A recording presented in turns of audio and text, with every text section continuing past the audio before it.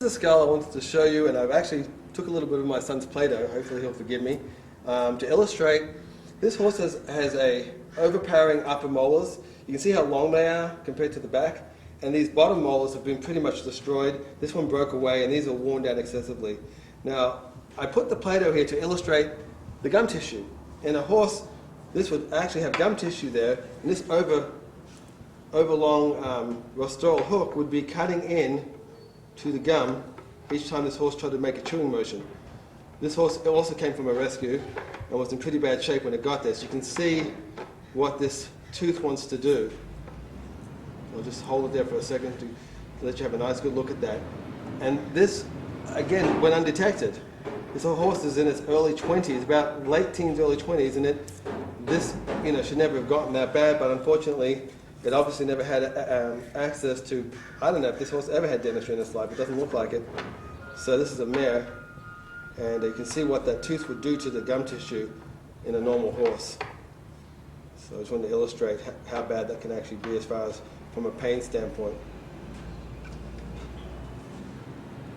Now I just want to show you a couple other skulls. This one here. I want to zoom in on this real quickly. This has a little decay going on here, and you can see that little pocket there and here. Fortunately, today we have the ability to do composite fillings. Horses like this, they can be drilled out and that can be filled. So some years ago that just wasn't possible, but nowadays we can actually do fillings, and in this DVD there's a section where I show the process of a filling being performed.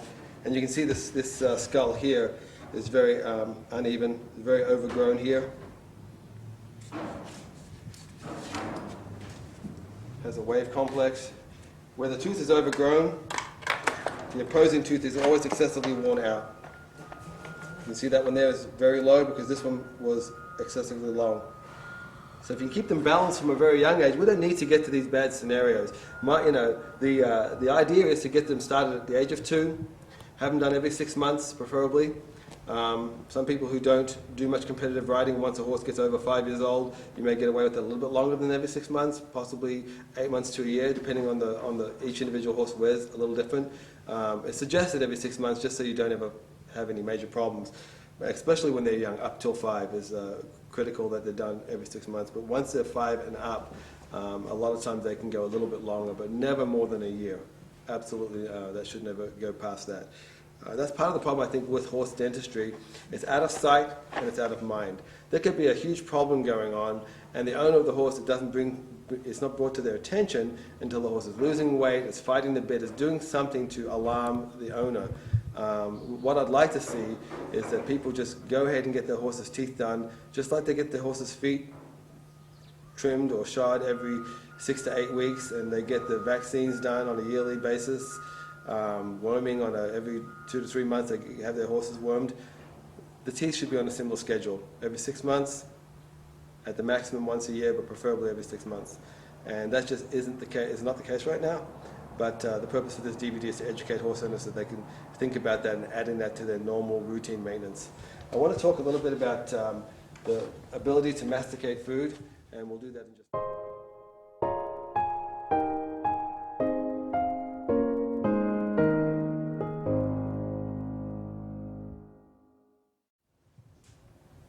I'm going to talk about masticating the horse's feed. Now, when a horse processes this food, ideally they want to bring the particle size down small enough so they can digest it with not a lot of difficulty. As the teeth deteriorate, and I showed you some examples of wave complexes and just teeth that were not able to chew food properly. This horse here has excessive transverse ridges. This is the one I worked on earlier when I did the actual demo of how the motorized tools work. The ridges would actually interfere with the normal chewing cycle. And the hay basically works into the mouth. See if I can come in from the back. I've never really done this before.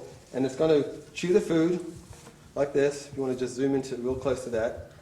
And then what happens is the horse will switch it over from one side to the next and chew the food. And the food gets broken down to smaller and smaller particles, and it brings it down further back, chewing the food, and further back. Eventually, it'll have the food chewed down to a fine particle size, and then it will swallow the food. Now, these teeth, on this side at least, have been done properly, and these have not. The more worn out the teeth become, the more this angle, the angle on the teeth here, the steeper it gets, it actually interrupts with the normal chewing cycle. And that basically takes away from the horse's ability to chew. This angle here is really important. If it's steep, they have to lift up early because they can't do a sweep across this way. So they can sweep across and do a proper chewing stroke. If the angle gets steep, they have to lift up early, therefore they can't get a proper chewing stroke and they can't break the food down properly. So it's not only leveling out the ridges, but it's also maintaining this occlusal angle here, upper and lower, so they meet perfectly. There's also balancing. Whenever you do any molar reduction, you want the pressure on the TMJ, the molars, and the incisors to be equally shared. So if I come around on this side, if there was a major correction done on these teeth, I should probably show you this side because this is the side I worked on. If there was a major correction done and these molars weren't meeting properly, what we do is we shorten the incisors to bring the molars closer together. Sometimes you have to take off quite a bit on the molars because the abnormality is so severe that it takes quite a bit of reduction to correct it. Well, that's okay. When we do the incisor reduction, that allows the molars to come closer together and everything is balanced, a three-way pressure equally shared. So that's why we do our incisor reductions, is to help balance the mouth.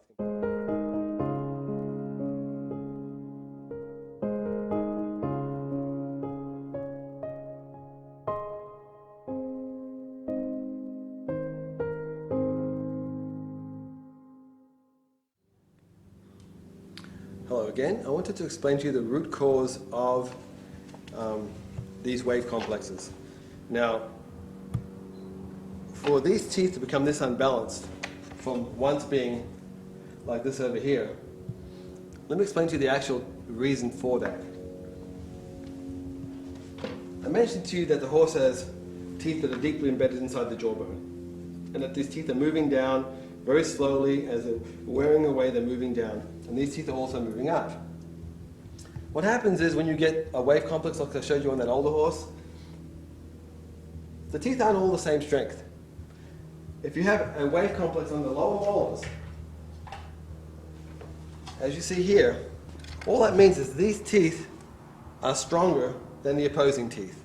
So that as they're chewing over many years, this is a 25-year-old horse that took that long to get this bad. They're basically, these teeth as they're coming up are wearing away the opposing teeth. So if we can do occlusal surface correction, take these things down in the early stages when they're not severe, this never needs to happen. So the whole idea of balancing this mouth is to stop the horse getting this severe. Again, this is a pretty dramatic example, but it does happen.